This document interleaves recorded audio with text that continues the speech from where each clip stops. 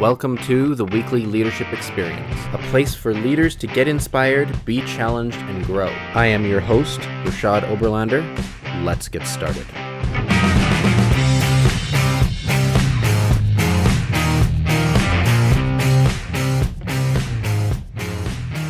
Hello, and welcome to this week's episode of the Weekly Leadership Experience. I'm really excited today to welcome our first guest onto the show, and today I'm joined by Dave Sinclair. Dave is local to the Edmonton area, is the owner of Business Transitions Plus, holds an MBA from the University of Alberta, and is an Erickson Certified Professional Coach. Dave has experience in a large industrial manufacturing and service business, but now spends his days as a life and business coach focused on helping clients tap into what is truly important to them, and then using this to help move them towards their ideal life, business, or even business transition. In his upcoming book, Numb, Break Old Habits, Escape the Rat Race, Live Your Ideal Life, Dave describes the journey that he has traveled over the last 9 years that has led him to where he is right now, and further goes into the details of how he now helps others with the same process. Dave, welcome to the show. Thanks, Rashad. Thanks for having me today. I'm excited to speak with you today. I'm excited to have you. So we'll just dive in. The first question here, I've sort of given the listeners a little bit of a high-level introduction to you. So why don't you start by telling us a little bit more behind the cover story and what led you to where you are today? Yeah, well, behind the cover story, that's a big question. Yes, the question is, how much time do you have? What really led me here? You kind of threw me for a loop with this question here, Rashad, but a good question. You know, when I think about it, what led to this point right now, what's behind the cover story, which I think is behind a lot of cover stories right now in people, was a point about 9 years ago, 10 years ago, where I finally realized and had enough of basically being numb to life, of being dissatisfied, of, thinking this is the only way things had to be, of kind of conforming to what the definition of success was out there. I mean, before this point, and I quite often talk about this in my talks, when I rewind the tape, when I take a look at what kickstarted this all, 10 years ago, I was a part owner in a multinational company. Okay. From the outside, it looked like I had everything, Rashad. I had the cars, I had the money, I had beautiful houses. I would take lavish vacations. I would buy whatever I want. Okay. I had all those things from the outside, all those materialistic things, Rashad, but what do you think I didn't have? Happiness. Happiness, fulfillment, contentment. I mean, I was miserable. I was 70 pounds overweight. I was drinking way too much. I was basically falling apart at the seams. My family life was in tatters and things were they were a mess. So what's behind the cover story? Well, one of my taglines is live your ideal life. Have your ideal business, your ideal transition. But behind that is, I would say, what is basically the first step in the process is I had to take a look 9-10 years ago. And I had to really ask myself the tough question, Rashad. I had to ask myself is, where the hell am I? Okay? Where am I? And I really found myself back then at a point where, for lack of a better term, and the reason for the book's name Numb is I was numb. I was numb to life, and I was using all these other things, these external trappings, to give me some sort of sense of a lift, a high, or whatever. So, yeah, behind the cover story was really me taking a look back then and saying, no, it's enough. And in the book, I'm not going to do a spoiler on the book right now. In the book, it kind of gets into all the details, but I found myself in a very tough situation. About 8.5 years ago, I found myself in a very tough situation. I put myself in a real big pickle. And at that point, I said no.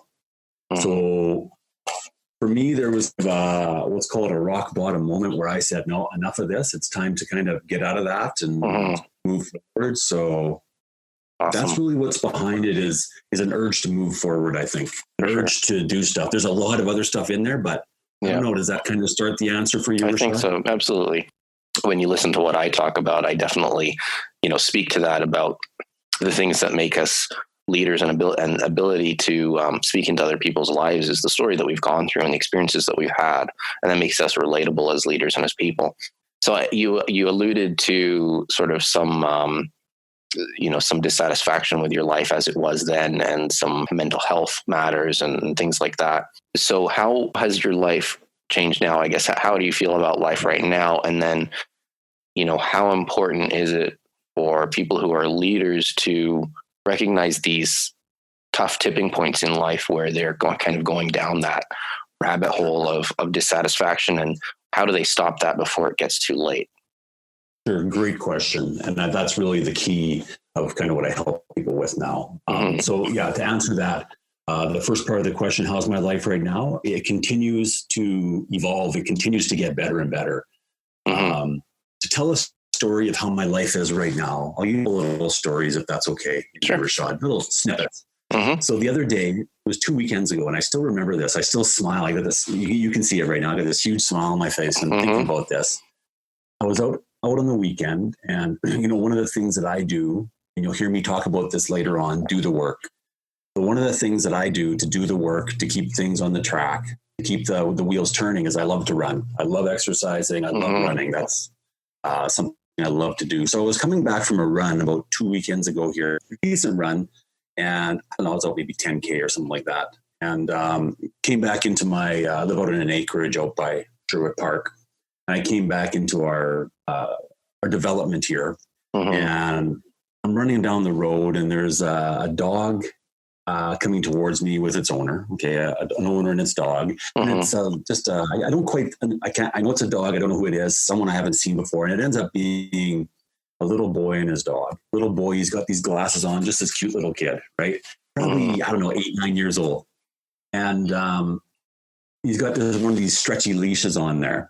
And the dog comes out, and he starts, these leashes that extend. The dog comes out and gives me a sniff. I run by, I say hi to the kid. The dog kind of follows me, and he tugs on the kid, and the kid just giggles.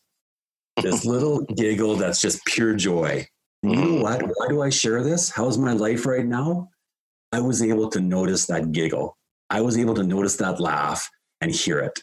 So I was present. I was out for a run, and I was fully present. I was able to hear those small moments. So why do I share that? How's my life right now? Well, I can notice those small moments. I notice life. It's not just going by. I'm not just trying to get to a destination. It's not just about this, getting the money, getting the stuff, getting the cars, getting the vacations. No, it's good to have a vision. It's good to have an aspirational vision. And in fact, I help you with that. Is that aspirational vision, but that aspirational vision of what life's all about. So how's life for me? I'm really well connected to what I want in my family life, my friends and family aspect of my life, my business aspect of my life, my personal development. I'm really connected in all these different aspects of my life, which allows me to really live healthily and move forward. My definition of success. So that's how the life is for me, and it continues to develop. I continue to take those small steps now that I do with passion moving forward. So what would I say is most important for leaders? I think the number one value driver within organizations is a business owner who's fully in touch with what the business does for them. The business feeds something in them, but not just the business and everything else that goes along with their life. What's important to you, and don't just. We so often, and I lived this life, so I can speak from this experience, and I coach a lot of business owners in the same kind of area. Quite often we think that success is the money, cars, it's the stuff that I was chasing before. Why do we want that stuff? And quite often when you talk to people, or I talk to myself, and I went through the work I did, it's because I wanted the family. So the thing comes into, the problem isn't we want too much. Right. The problem is we don't want it all. The question is, I think an important question for business owners and leaders to ask is, what is my all? And then to extend that out to their people. What is your all? What do you want?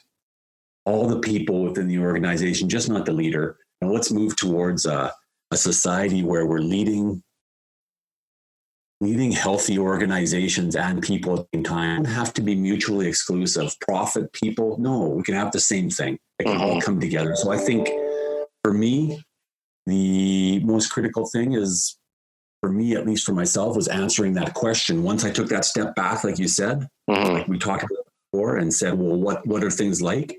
Ask myself the question, okay, well, what do I need to do? Where do I want to get to? That was the next question. And I created this vision of success that was well-rounded. So I think for leaders, it's really coming up with a well-rounded vision of what success is for them. And that's an important statement too as well. Not what they think success has to be, not keeping up with the Joneses and all that stuff. What is success for you? What do you want from your work life, your family life, and all these things? And taking that step back to look at that, I think is, well, you hear me. I'll rant on this for a while or so. Yeah, that's okay. I couldn't agree with you more. I think that, the way you describe that is really at the heart of it. A lot of times, we run through life, and I've been there where your priorities are placed in such a way where you think you're accomplishing something, but it's slightly misguided because you haven't clearly defined the outcome and what you want in life. And, when you create that path and that vision for yourself in terms of what is it you truly want versus what is it you think society wants for you, or your friend wants for you, or your parents want for you, or whoever is sort of in that background of your mind, and you clearly identify what success is for you and the outcome of your life is going to be, and you can chase that. It helps, I think, define your focus a little bit and move you away from that disconnect in your mind where your mental health is affected because you're trying to fulfill two different visions for your life. I agree. And I would go and I would add to that too as well. Quite often I talk to people and I do the visioning slightly different because life evolves.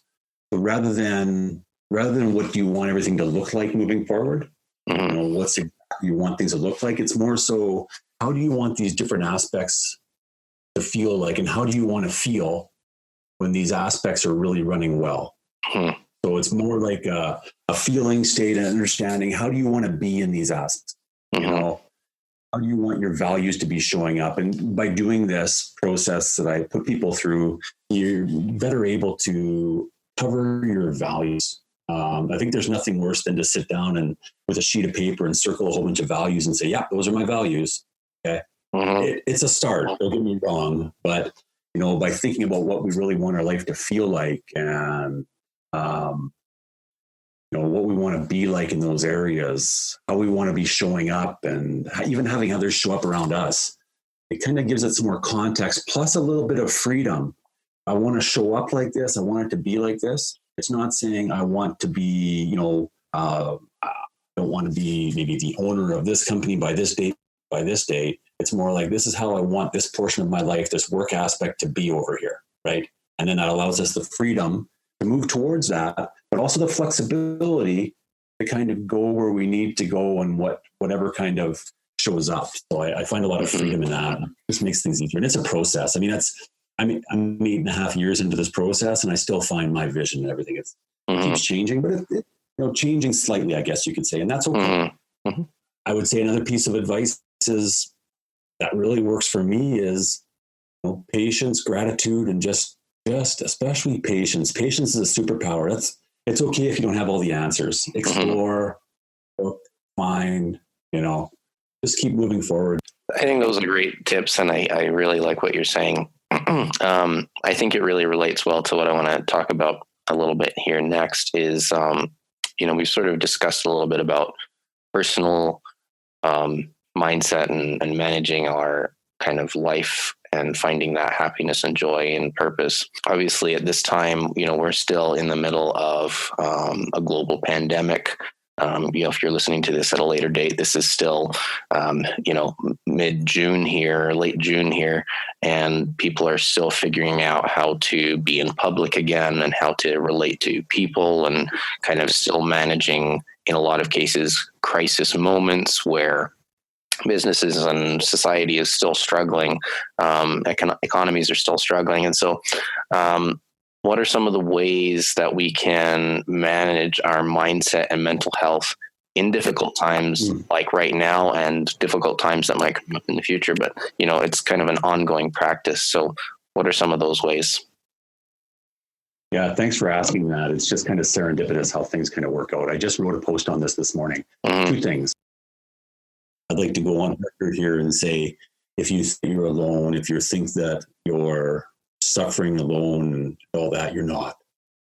So I think the first thing, or again, the story is to develop a little self-compassion for yourself, to understand that, in this world, there is suffering, and it's okay once in a while. If you're suffering too, it's okay to actually step back and say, yeah, you know what, I am suffering. A great book on this by Kristen Neff is called Self-Compassion. Fantastic read. And she talks about the 3 tenets of self-compassion, which are, knowing that, being aware that you are suffering, being mindful that there is something there, and you too are suffering, being okay with it, and just taking a step back and saying, yeah, this is tough right now while we're in this pandemic. Just realize it is tough. And it's okay that if you're not feeling good all the time, that's okay. And realize that there's a lot of us going through this, and you're not alone in it. You can reach out, even when that phone feels like 1,000 pounds to pick that phone up and to dial those numbers. When it feels like that, it's okay. Other people are feeling the same. Just make that call. Know that we're in this together. And of most importance is be kind to yourself. If you were speaking to somebody else in the same situation, what would you say to them? Or if you can imagine the most compassionate person in the world being on your shoulder, being a little guide to come with you, maybe it's okay just to have a conversation with that person once in a while. For me, I always think of Yoda. Yoda's on my shoulder. I've got Yoda there. And sometimes if you notice me, sometimes I'll be having a conversation with myself, or maybe I'm having a conversation with Yoda. But that's one thing. So self-compassion for ourselves allows us to be in that spot that, hey, you know what? Shared humanity. It allows us to see the other people, to realize that they're in this too as well. So realize we're in this. It's tough on all of us, and we're all in different situations, different boats on the same ocean. That's the way I've heard it being. That's number one. Number two comes back to this social media post. So in this group this week, there was one of my, a very successful businessman, and they had a little bit of a struggle here. And they shared what led into the struggle, and they shared their journey out of the struggle. So they likened it to a 10-mile slide on a gravel road, of what they likened it to. So, and he was very brave, and that's one thing about these groups. These men come together, and we're just very vulnerable and open, knowing that we're in this together. And he shared this beautiful journal entry that he had written after he came out of his slide. And he shared in the journal entry, he said, one of the biggest things that led up to this is I just became too arrogant. I became too arrogant, thinking I've just got this. So he had all these self-care practices. So this is going to be the self-care portion of it. Okay. So he had all these self-care packages. He journaled a lot. He meditated a lot. And he realized that things were going so well that, yeah, I've got this. I don't need to be doing these things anymore. I can be doing other things. I can be doing the work in other areas. Excuse me. I can put this time to better effort, maybe in his business or whatever, right? So we let the self-care slide, which it's almost like once you start to slide, imagine yourself going down a mountain cliff, okay? You start to slide, and you start picking up speed, and he didn't throw any ice picks out. And I take a look at meditation and journaling. They're like ice picks when you're sliding, okay? You throw them out and you can slow down. So he fortunately had practicing these things before, so he remembered it. He started journaling and meditating again and pulled himself out. And he shared this journal entry. Where he talked about this arrogance. He talked about what was going on and sliding and all these things. And the last 6 words he shared in the journal entry were this: do the work. Do the work. So in this pandemic, or in life in general, do the work. Don't wait for that slide. The people that I work with, even myself, I notice if I'm in a little bit of a slide, if I deconstruct it a little bit, Rashad, it's probably because I forgot to do the work. So it's a long answer to your question, but in this time in general, find some good things that really feed your soul, and it kind of really fits into everything about taking that step back. Well, where am I right now? And then creating that vision for the future. Then how do you get there? Figuring out things that really feed you body and soul, spiritual body, soul, but then committing to doing it because you know where that can lead you. And I would go one step further. I would say, you know, the self-compassion, doing the work, the self-care thing, really realize that these aren't just tasks. There's stepping stones that are building you moment by moment into Rashad 1.1, Rashad 1.2, Rashad 1.3. You know, these are things, and when I think about it that way, and I think about my morning meditation, when I think about going for a run, when I think about opening the fridge and saying, carrots or cake? Carrots. And sometimes the cake gets me, but that's okay. But when I do these things, I think about the ever-evolving Dave, the ever-evolving people. And I think of all things, you know, when that guy this week said those words, those last 6 words, do the work, do the, yeah, it's simple. And if I was coaching someone on it, take the time to see where you are regularly. Okay, that's my process. First stage step back process. Really take the time to step back and see where you are. Then take the step to figure out, well, where do I want to get to? And then the step of how do I get there? And then lastly, how do I keep track? And that's what we're talking about here. Do the work. Do the work. Do the work. Keep coming back to it. Life is a process, Rashad. Absolutely, Dave. And I think super valuable.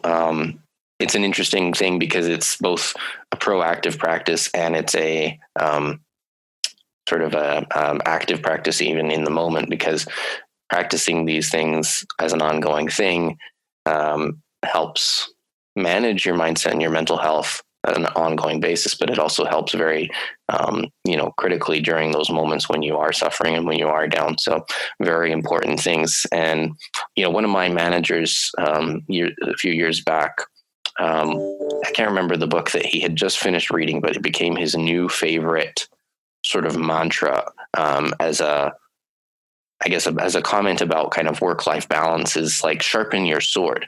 You may have maybe heard that phrase, but sharpen your sword, because you need to take time to step away and actually hone, yourself and hone your ability and hone your practice. And as much as leaders are in a position often of giving, and, putting a lot of energy into their team and into their business and into what's going on kind of in those circles, it's important to engage in those self-care moments and self-compassion.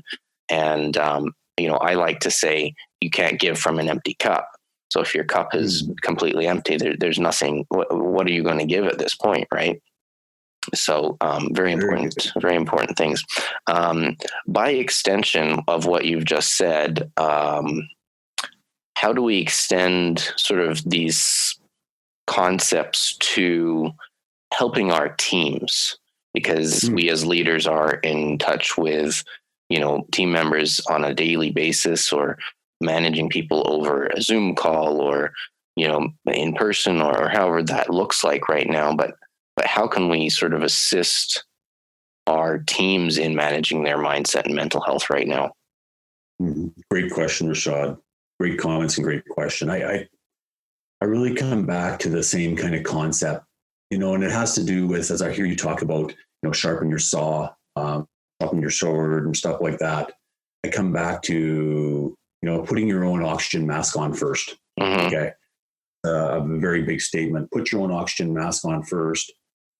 That's important. And I would say to follow that up and put your own oxygen mask on first. And in terms of the team, understand they need their own oxygen mask too as well. Give them time for their own oxygen mask. What are the needs of your team members? I mean, what would happen? Imagine you're a manager now. And you just went up to your employee and you don't even know if they're struggling or anything like that. You just had a real conversation. What if you could just really hold the space for the human that's there? And what if you could just really to ask them, well, what do you need? What's important to you?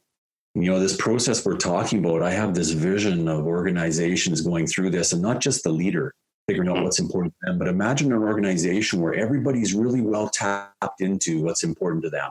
Now, a leader might say, well, that might mean that someone might leave the organization because this isn't right for them. Okay. Maybe that's the most healthy thing for everybody. Just because we want to hold on to everything so tightly, I would say, to help with our teams, get in touch, put our own oxygen mask on first, what's important, but then make sure that they really have their oxygen mask on too. Sure, we've got jobs to do, and, there's things that have to get done, but I don't think people's human needs and the needs of the business have to be mutually exclusive. So I think it's just coming back to what you need as a human. What's important to you? Is it time off? Do you right now during the pandemic, do you have kids at home? Do you need to work from home? Do you need to work more flexible hours? Like, what is it? And just be really open and honest. And I think just be open. I see quite often before this, I would talk to a lot of business owners, and they were like, employees want to work from home. They want to do this. Either they work from home or they work from the office. That's what we're going to do. Well, I think, expanding on what we're talking about here, put your own oxygen mask on, make sure everyone has their oxygen mask on, and realize it doesn't probably have to be either or. It can probably be both, and there's a whole spectrum between either or. So really explore those options and be open to what could be what the possibilities can be. I don't know. I think that would be that's my thoughts there. I think is just be open, understand that we all have needs, and kind of that shared humanity. We come back to that self-compassion fundamental. Excellent. So I think just to summarize real quick on those points is managing our own mental health and mindset is some self-compassion, some self-care, sharpening your sword, or putting your own oxygen mask on. And then helping the team is in helping them find their own oxygen mask and finding ways to actually help them do that. Yeah. And support them. I mean, not just talk the talk. I see so much, and here's a pet peeve. This is going to be my little soapbox rant right now, Rashad. Just a small one. No worries. I see a lot of words out there about mental health that we're talking about it, and whatever it is, equality, mental health, whatever these buzzwords are, I'm going to say, okay? They're big buzzwords. They're very important topics. We need to stop talking about things and we need to start living them, right? I've 100%. Chosen mental health. I've chosen advocating for that. So as a leader, it's one thing to have a mental health policy, check off a box.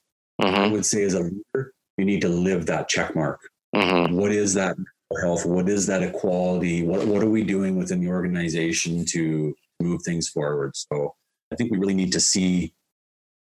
Leaders quite often ask me, well, I just can't get these people to do the work they're doing. I can't, they're just disengaged and all this stuff. And I'm like, well, how really engaged are you with what their needs are? Right. How engaged are you more deeply in the whole conversation? Okay? Don't just show up in your Maserati here and wonder why everyone is not engaged. Let's have the conversation. And there's nothing wrong with the owner showing up in a Maserati. Don't get me wrong. I'm all for capitalism. I think it's great. I think it can be that, and it can be fulfilling the needs of others. It can be better understanding, deeper purpose. And I think the two things really, I think we've got an interesting opportunity here to change the conversation from talking about things to doing it and living it. And that's my soapbox rant. Absolutely. Well, that's excellent, Dave. As we begin to wrap up here a little bit, I have a couple more questions for you.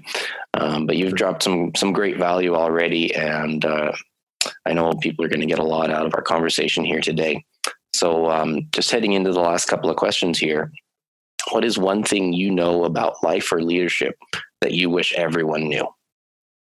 100% know yourself. Know thyself. Know what's important to you. 100% hand down. Put an oxygen mask on first. Really connect with what's important to you. All the different aspects of your life. Get connected. Get grounded. Know what's important to you, your values, all these things. Do that work. It is so freeing, right? And it's a process, and it's an ongoing process. But once you step into that stream and start learning that, it's just it's unbelievable. Now, a little bit more of a question, just a self-reflection question, I guess. When it's all said and done, what 3 words do you want to be used to describe your life? Authentic, contribution, compassion. Yeah, I think those are authentic, contribution, and compassion. Those that's kind of on the spot here, but I think those resonate. Definitely where I am right now in my journey. You asked me this question here some years down the road. It might be different, but we'll say fairly solid. When I take a look at authenticity, that's just me. I believe everyone should have the freedom to be their authentic self. Contribution is important to me because I believe in a better path. I believe that we can move forward. And compassion is the path that's really got me here. Compassion for others, compassion for myself, Rashad, and just compassion for just general compassion to, step back. Yeah, Dave, you're human. There's one piece of advice I was given that kind of falls into this. It was actually by a psychotherapist I was seeing some time ago here. And I was in there and I was talking to her, and she said to me, and people kind of know this is a little bit of a catchphrase, whoever I coach and stuff like that, they get this. But I was in there, we were talking about things, and I was struggling with something and really grasping. And she finally turned to me. She says, Dave, you're just not that. She used an expletive there, so I'm not going to use it. You're just not that. Something unique. And it really took me back. What she meant there is, Dave, yeah, you know what? You are unique. You are who you are, and your own definition of success is yours. But here's the thing. There's so many humans out there. You're living the human condition. So know you're living the human condition. Have compassion for yourself and others. So that, a little bit more on those three, but those three words really resonate with me. And compassion is my journey and moving. Certainly. Well, and that's, I think that those words are both powerful, and I would say that I see the truth in it. Having been able to speak with you a few times and hear you speak, and this conversation today, I think that, I hope that people hear that coming through in your conversation today and your voice. And we're not maybe sharing the video, but you're a smiling and friendly person, and I'd say that those things are true of you. So real quick here, do we have a release date for your book, and where can people buy it? Yeah, keep visit my website, Dave Sinclair, DaveSinclair.ca. That's my new website. It's just being tweaked. So if you come there right now and things aren't perfect, in the next 2 weeks, everything's getting tweaked. Sure. I would say the release date on that it's about a month off now. Okay. There's going to be the book, an accompanying workbook. Those will both be for sale on Amazon as well on my site. You'll be able to buy it, the digital copy, direct on my site, which will give you direct access to a free accompanying workbook within a couple of days here. So by, I would say, where are we? By July 1, we should have the pre-order information on the website. There's all kinds of extra resources on the website too as well. Yeah. Well, we will have, there's a course that accompanies this that's actually, it'll be released within a couple of days here too as well. It's semi-released right now. And it's called The Roadmap to Your Ideal Life. Cool. Yeah, there's lots of good stuff. You can check it out on Dave or just DaveSinclair.ca, or you can email me at DaveSinclair.ca. I love the stuff that I'm doing. I love the work. I love talking about it. So, and I think right now with so many people going on, what's life going to look like outside this pandemic, or just in general, trying to get on that race, trying to get on their own, their own track. Yeah, I feel very compelled to just push even harder right now, I guess you could say, Rashad. So absolutely. That's kind of what I'm doing. I can see that. Very good. Well, I'll make sure to have DaveSinclair.ca linked in the show notes when this goes live. So check that out. Excellent. Well, Dave, thank you so much for today. It's been great value drop today.